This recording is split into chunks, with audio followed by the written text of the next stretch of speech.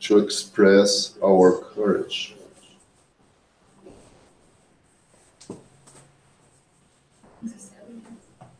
Not necessarily.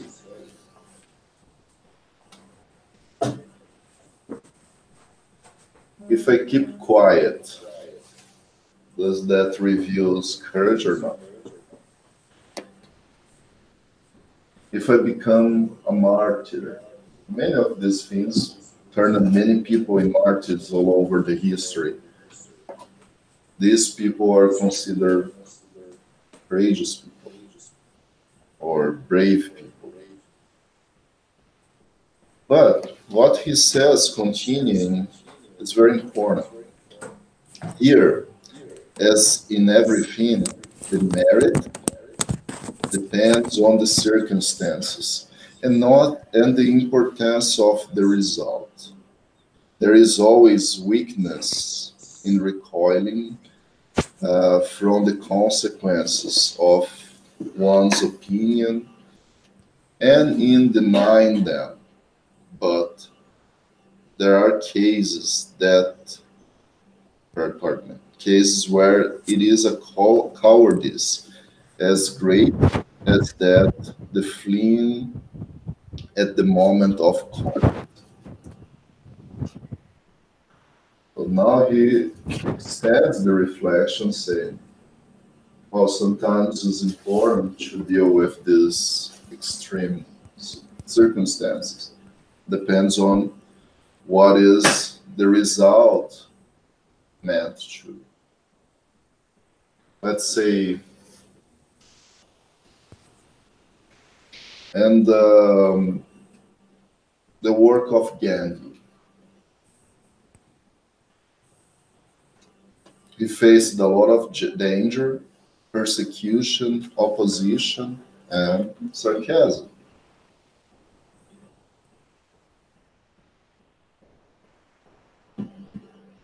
But has never risen a sword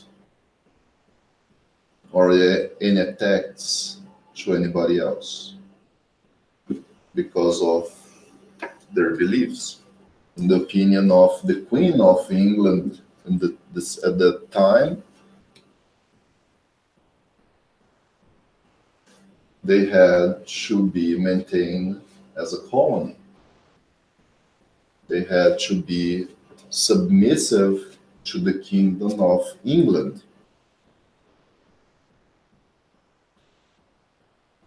And many people thought the only way to bring independence to India would be fighting. First, fighting against the crown. Second, fighting against the other religions, in case the Hindus and the Muslims. Although dealing with these two main constraints has never risen a sword. I never pulled the trigger to kill anybody. And probably is one of the most memorable men that have ever stepped in India, or we can say even on Earth. So many people called him coward. Many people called him just a symbol. But he was expressing truly what Jesus taught us, even though he wasn't a Christian. What so? Jesus condemned such cowardice from a special point of view of his doctrine, saying that if anyone is ashamed of his words, he will be ashamed of him or her.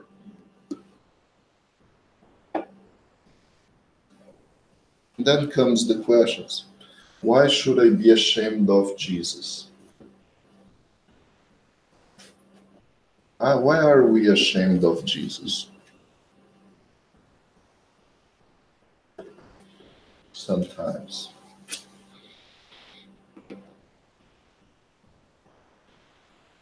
We are too proud.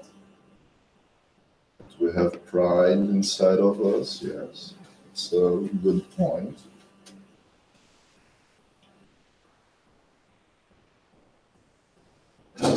What else?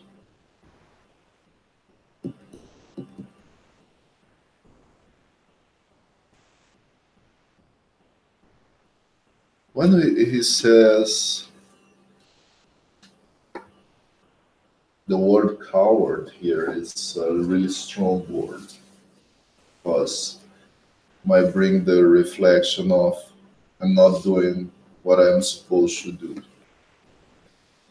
But see,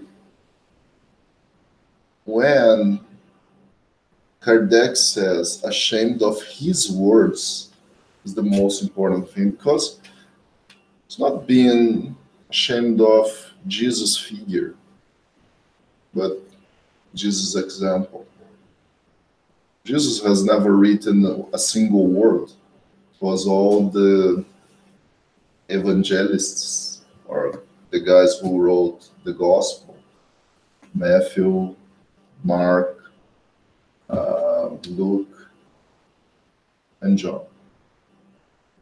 So, again, if we have Jesus' words and that makes sense to me, why are we ashamed of it? Or to live in that? Because the best way to profess Jesus' words not coming here where I am right now and keep repeating. And we can repeat it with very strong feelings, but to repeat Jesus' words is to live them in our actions daily. To live what he taught us would be the most beautiful and most important moral living example that ever passed on earth. And to this point, when he comes and continues saying that he will deny those who have denied him. Well, it's Jesus in the in that some occasion of in the final judgment or whatever you want to call it, Jesus will come and say, "Yo, you didn't at some point in your life you had the chance to show that you believed in me and you didn't believe, so now you cannot get in heaven." That's how many people understood these words for a long, long, long time. But that's not exactly what is meant in here. That those who confess him before others, he will acknowledge before his Father who is in heaven. And look what Kardec says. In other words, those who are afraid to confess that they are disciples of truth are not worthy of being admitted in the kingdom of truth. What is the kingdom of truth, first of all? What is Kardec talking about? I would love if you guys join me a little bit more. It's so in silence today. What is this kingdom of truth that he's talking about here? Those who confess or his disciple, Jesus' disciple, or pardon me, disciples of truth are not worthy of being admitted then to the kingdom of truth. This is a very important. Maybe I should have even bolded. This probably brings us a very important reflection going forward. Kingdom of God. Kingdom of God. Starts. Where is the kingdom of God? House. Ourselves and everything else. We're already living in the kingdom of God, either we want or not, right? Because it all is all His creation. We are His creation. We're part of it. But it's related to this, but it's bringing another reflection also here. You see, disciples of the truth. This is the first very important. As we understand Jesus' words as the pure representation or pure manifestation of God's laws on earth, we understand that whoever followed Jesus' teachings is following the truth. And it's not just because of Jesus' figure, but what his message represents, what his example represents. And with that said,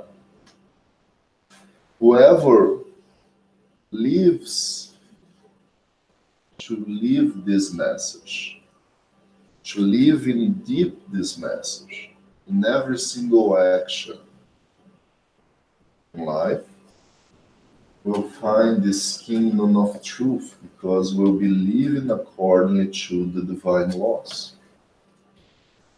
It won't be fighting against God anymore. Because many people say, but I'm not fighting, Eric. I'm not fighting. But I am being what? What you said before, Carol? Proud. Proud. If I am being proud, I am developing something that goes against one important divine law, one important virtue which is inside of me, that's humility or humbleness. To find in the simple things how precious they are. They will lose the benefit of their faith because it is a selfish faith, and it might bring them harm in this world.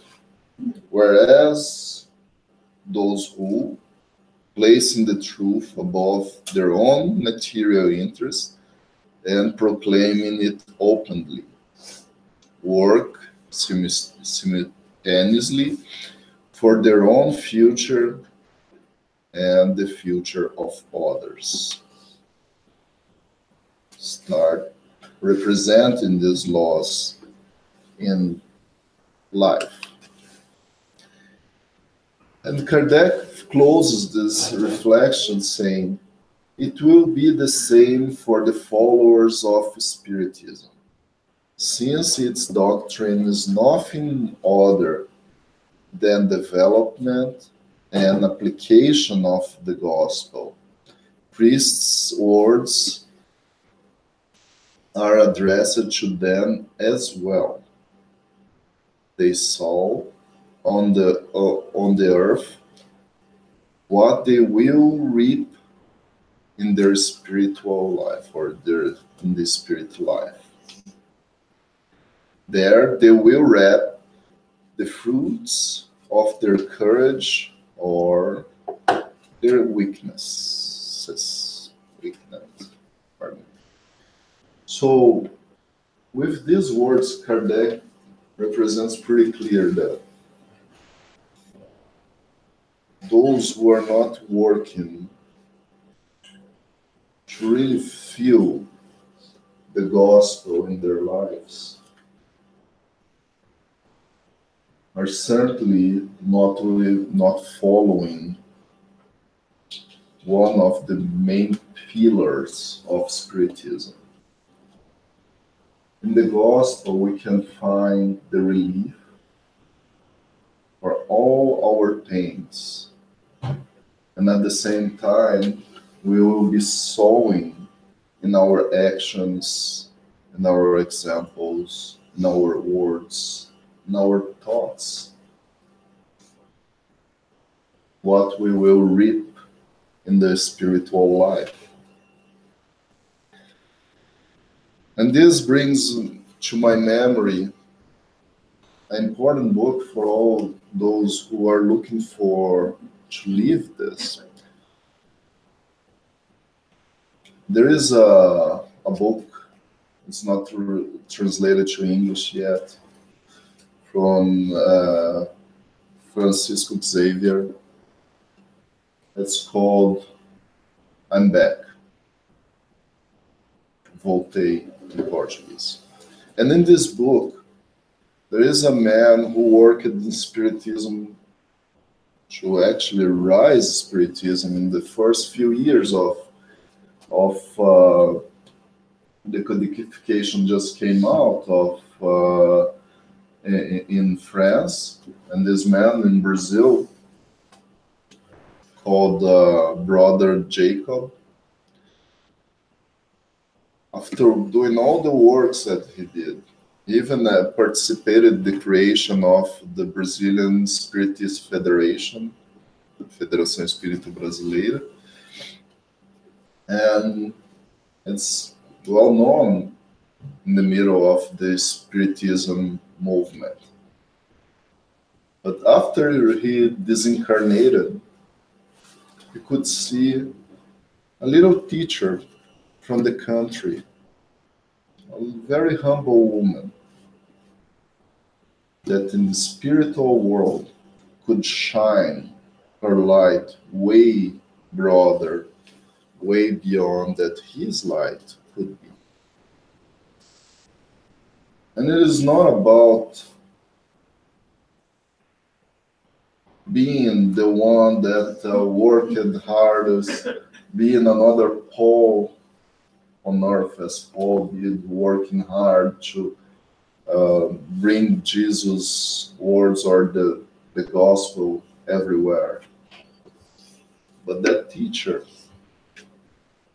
probably lived the teachings in a way more simple way, but in a way more deep inside of her, that could touch as much as it would turn in light. So with that said, with this beautiful text, Emmanuel makes another important reflection about this. And the text is called Don't Be Ashamed, which significantly touching the choice of the title, Don't Be Ashamed. And he says this: many apprentices are satisfied with themselves only because of some romantic assertions.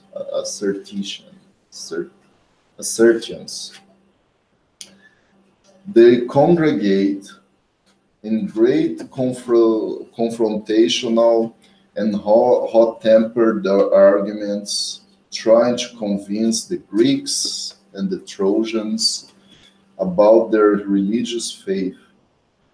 And when they are questioned about the religious faith,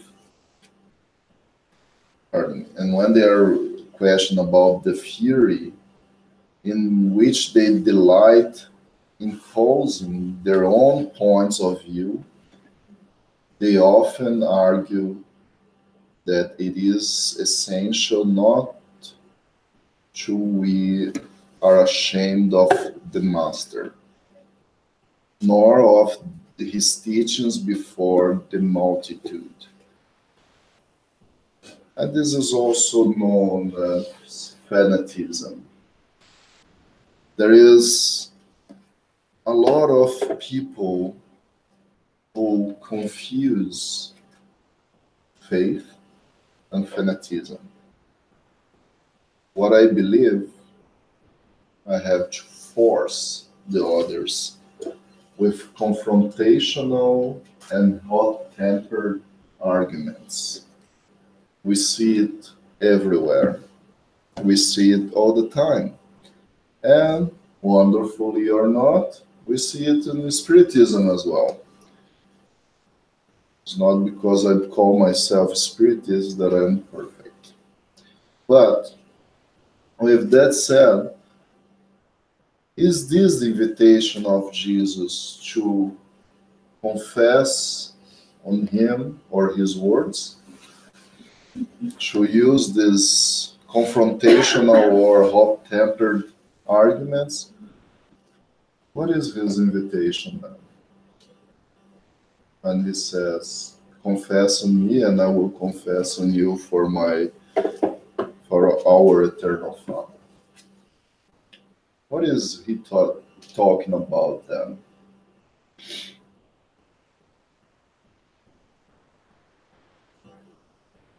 I already talked about it a little bit.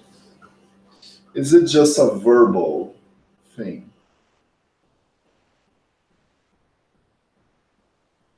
Can we convince other people just through our words? Maybe sometimes we can, right? We say the right thing to the person who was listening. But what is way more powerful than just words? The example. And that's why Emmanuel says, however, at times the concern to prevent Christianity is merely a verbal one. Such defenders of the Christ are forgetful that, first of all, it is indispensable not to forget the sublime principles before the tasks of each day. Tasks, our daily bread. This is our daily bread from Our Father. Our daily bread is our tasks of every day. What is in our plate to do today?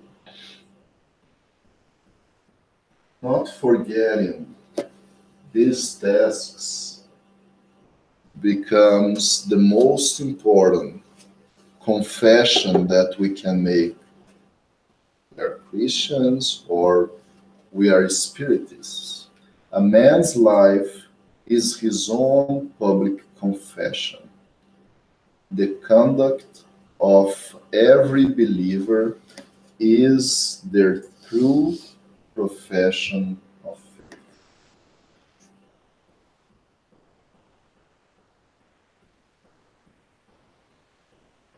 What I really do when the lights are off, inside, just when it's just me and myself, is when our conscience invites us. Feel the truth, live the truth. And if we can find truth in Jesus' words, in Jesus' teachings, that's the true invitation. That's the true profession of faith. This is the true profession of faith. Profession of faith is not about carrying an image for miles, walking on the knees for another miles. I can do this still with my conscience analyzing me hard, but I have not fixed yet. For example, pride. For example, selfishness. I have the tools. I have the words how to find relief. But if we don't find the true profession of faith in our daily life, in our daily tasks of life, in our daily bread, it's going to be just an empty profession of faith. What we also call follow what I say, don't follow what I do.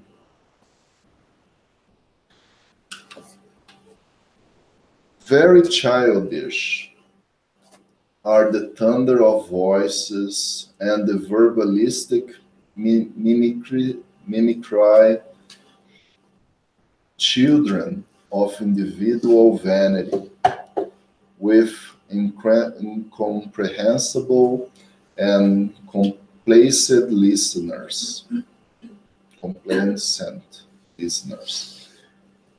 with complete forgetfulness of the necessary testimonies with the Master in the workshop of common labor and the purifying home.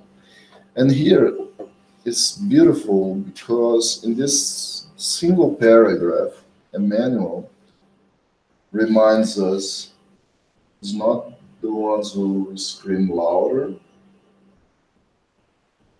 because we're living in days that lots of people scream very loud.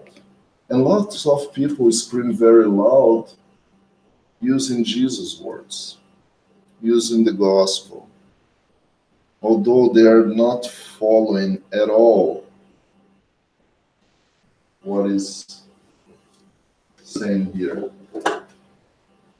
Using our daily workshop, our daily life, our professional lives, our friends, our community, spirited center, if you will, to profess this faith. Are you even using the purifying home that we received toward? That family that we are, that we have a lot of moments of happiness, a lot of moments of sadness as well. Because it's not a family of enlightened spirits, are full of spirits with humble degrees of evolution there. Very humble. Some of them might be even us, are struggling to pass through simple tasks of detachment of our ego, detachment of material things. And when we use that little home, that humble home that we were sent to proclaim vanity, mimicry,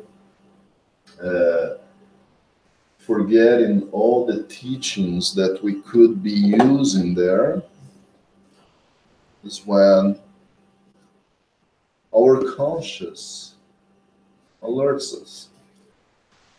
And one of the alerts, shame. When we feel shame from something that we have done, it's our conscience inviting us, something's wrong. What are you going to do about it? Are you keep going to do this? Or are you going to just keep being ashamed? Again, remember the title of the text? Don't be ashamed. It is indispensable not to be ashamed of being Jesus' apprentice. Not in the warm assertions, pardon me, of which each contender returns more exasperate, but in the apparently believer is asked the example of love, renunciation, and personal sacrifice that the Lord demonstrated in his sublime trajectory. So many examples we have in life, so many opportunities we have in life to really feel, to really example love, renunciation, and personal sacrifice. So many times we choose to be ashamed. Our invitation today is way more focused in it is possible. Since the small things, such as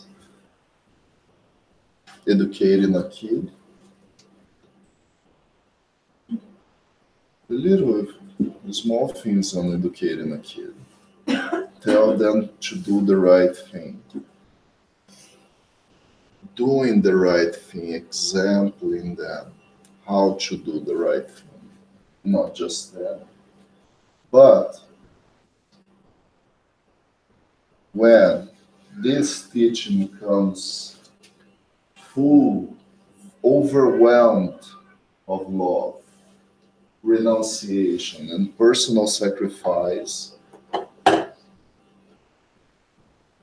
that this example touch the roots of the being,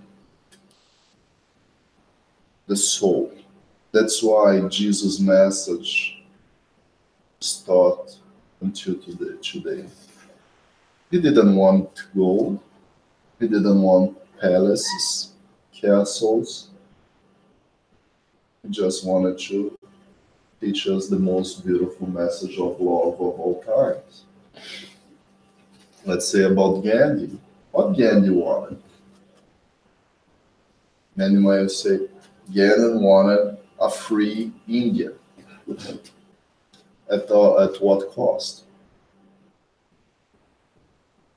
War or peaceful?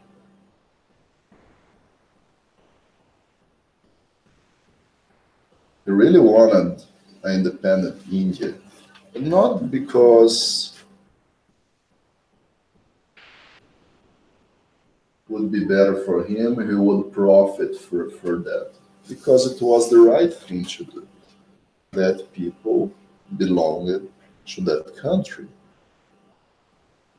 And the England people weren't supposed to be there. Another example you might remember, and that next month we know, but our neighbors here have the the holiday in his name. Martin Luther King was a great example of what a Christian can do using the power of Jesus' example. Him himself was fighting for something that 100 years before him was already signed by Abraham Lincoln, that there was no slavery anymore. Everybody was supposed to be treated equally in that country as its constitution. But why 100 years later you still have to have people marching through streets in the South states, even in the capital, to show stop the apartheid? You might say, no, apartheid is South Africa, Eric. No, there was apartheid in the United States as well.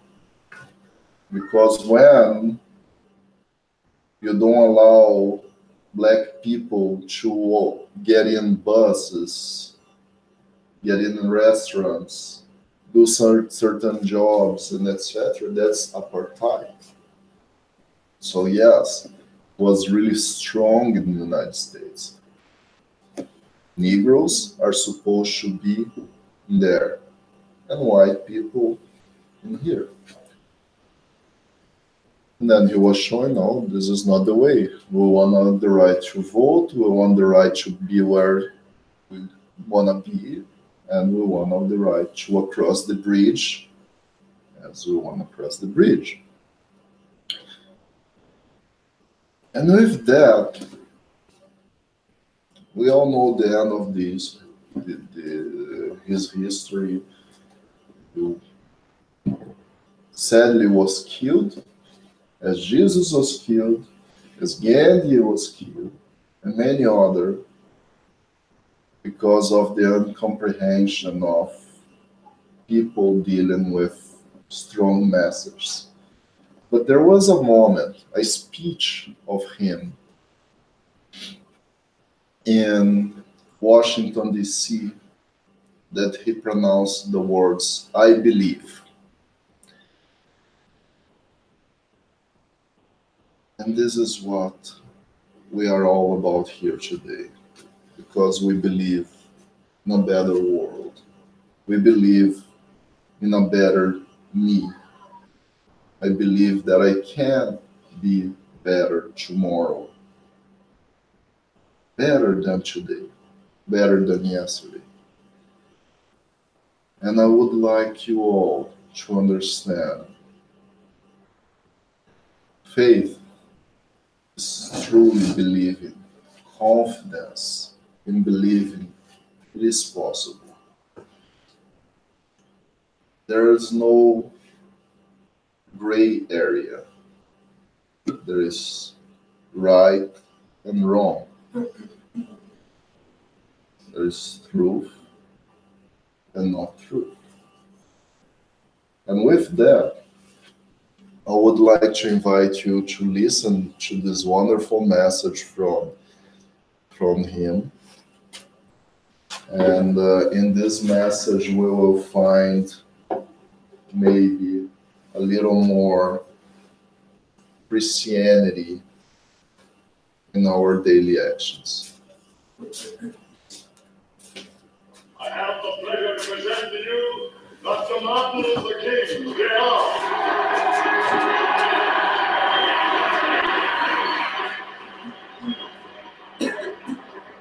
I am happy to join with you today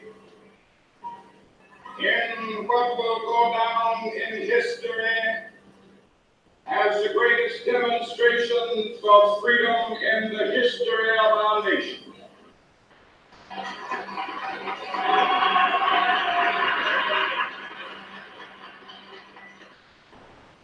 Five score years ago, a great American in whose symbolic shadow we stand today signed the Emancipation Proclamation.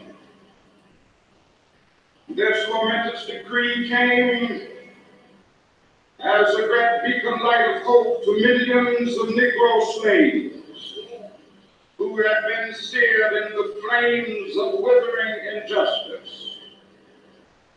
It came as a joyous daybreak to end the long night of their captivity. But 100 years later, the Negro still is not free. 100 years later, the life of the Negro is still sadly crippled by the manacles of segregation and the chains of discrimination. 100 years later, the Negro lives on a lonely island of poverty. I have a dream that one day his nation will rise up, live out the true meaning of its creed. We hold these truths to be self-evident that all men are created equal.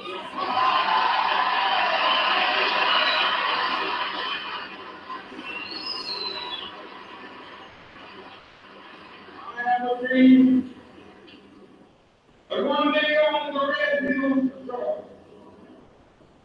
sons of former slaves and the sons of former slave owners will they be able to sit down together at the table of brotherhood. I have a dream. But one day, even the state of Mississippi, a state sweltering with the heat of injustice, sweltering with the heat of oppression, will be transformed into an oasis of freedom and justice. I have a dream. My poor little children will one day live in a nation where they will not be judged by the color of their skin, but by the content of their character. I have a dream.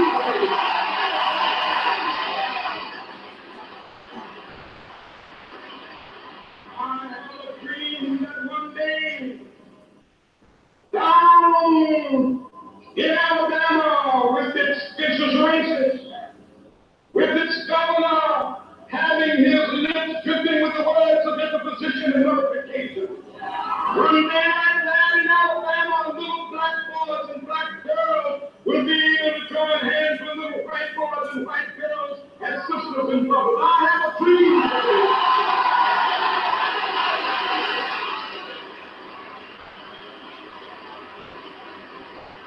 I have a dream that one day every valley shall be exalted.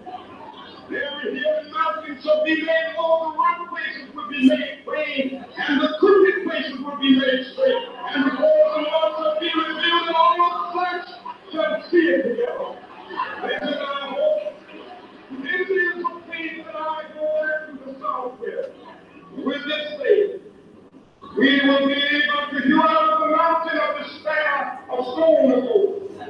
With this faith, we will be able to transform the jangling discourse of our nation into a beautiful symphony of brotherhood.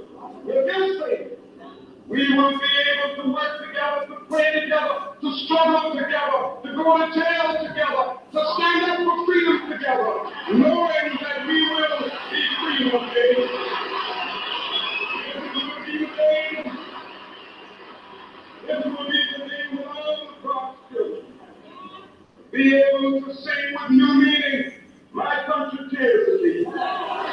We land of liberty be our sing. Land where my fathers died, land of pilgrims cry. From every mountainside, let freedom reign. If America is to be a great nation, this must become true. And so let freedom reign. From the biggest hilltops of New Hampshire, let freedom reign. From the mighty mountains of New York, let freedom reign. From the hiking Alleghenies of Pennsylvania, let freedom reign. From the snow-capped ranges of Colorado, let freedom reign. From the prairie slopes of California. From now on to that, let freedom reign from Stone Mountain of Georgia. Let freedom reign from Lookout Mountain of Tennessee. Let freedom reign from every hill and molehill of Mississippi, from every mountain side. Let freedom reign when we allow freedom reign. When we let it reign from every village and every hamlet, from every state and every city, we will be able to speed up that day when all of God's children, black men and white men, Jews and Gentiles, Protestants and Catholics, will be able to join hands and sing in the words of the old Negro spiritual. Free at last, free at last, thank God Almighty.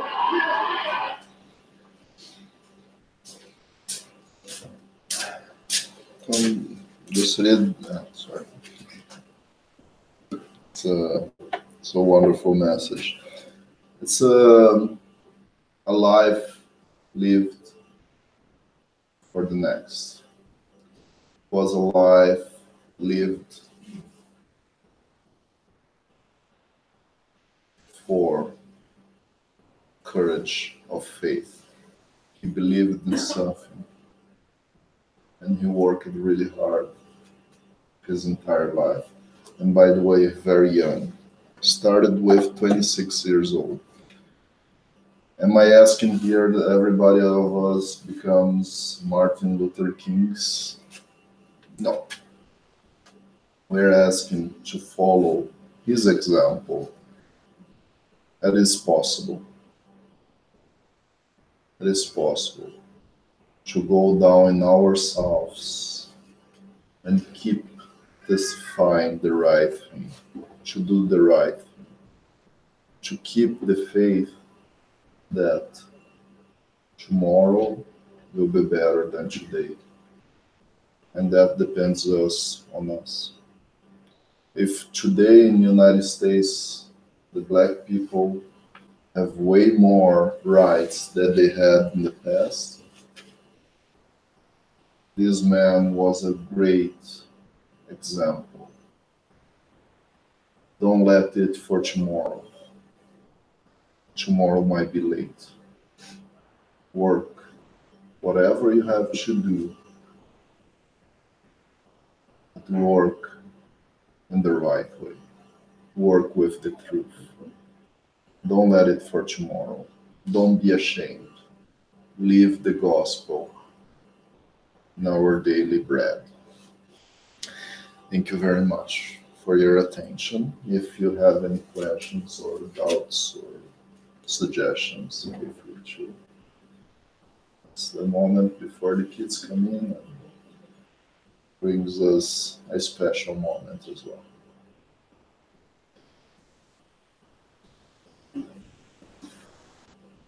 Very good.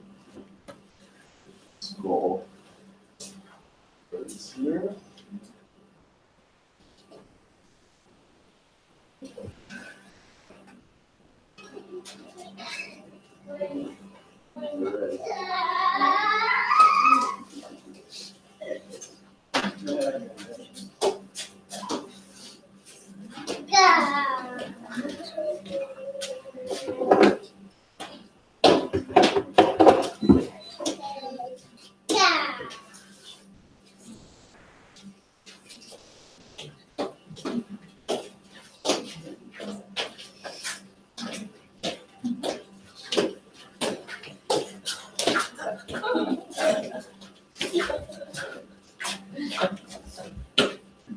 Okay, so what did we do today?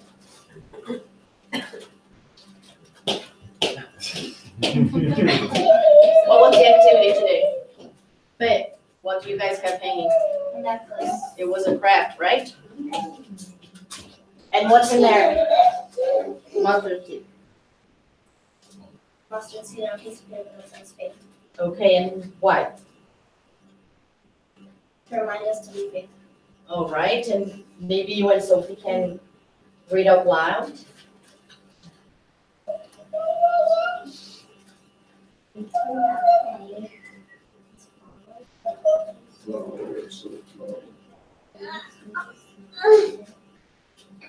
from here to there, and it will move, and nothing will be impossible for you.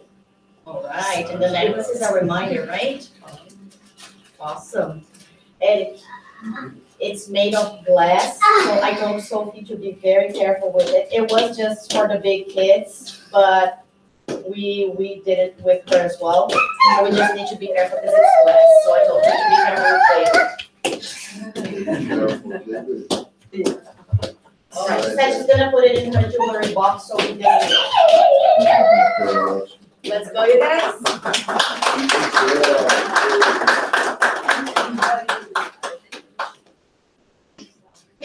Você tá bonita,